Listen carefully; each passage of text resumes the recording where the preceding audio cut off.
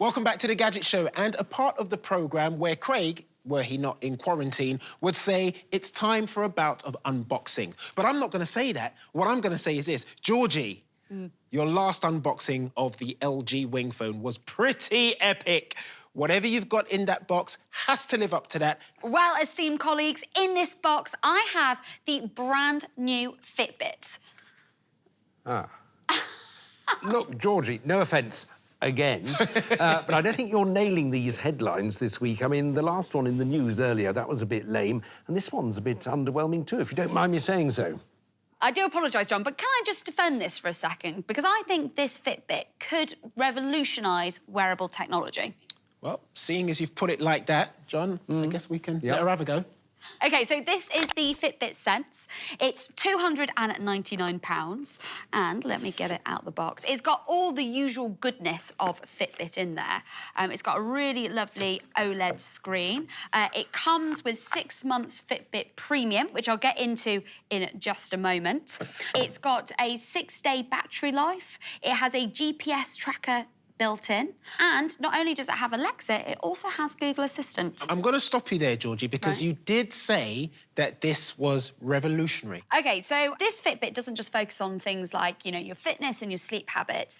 This is focusing more on general well-being and health. So this is the first Fitbit with an ECG monitor in there. So that is monitoring your overall health of your heart, and it's constantly doing that. Presumably that means it's measuring things like heart rate variability throughout the day. Absolutely, and actually that is really, really important because it could warn you if you're going to experience something like a heart attack, blood clot or stroke. So we can't show you the ECG data just yet because that update hasn't come out, but it should do in the next couple of weeks. What I can show you, though, is my skin temperature. So this is another sensor that's been added into the Fitbit, and it tells you what your baseline skin temperature is. So I've worn this for the past couple of days, and then it alerts you if it is above or below your baseline. Again, a really important metric if maybe you're coming down with a virus or you're feeling ill. Not only that, it also looks at your general well-being. So it's got something called an EDA sensor attached to it. Now, an EDA scan is basically a way of measuring your stress levels. It's ultimately looking at how conductive your skin is. So, Otis, you have a Fitbit Sense on at the moment as well, don't you? So if you scroll through on the watch...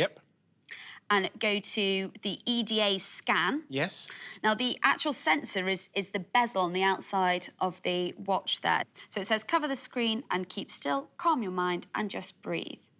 So that's going over there. So it's measuring our skin conductivity at the moment. OK, what happens if I take my hand off? Well, you've got to do it for a full 2 minutes. Oh, right, no, it's warned me to... Put it back continue. on again. Yep. John, you'll have to entertain yourself for a couple of minutes. OK.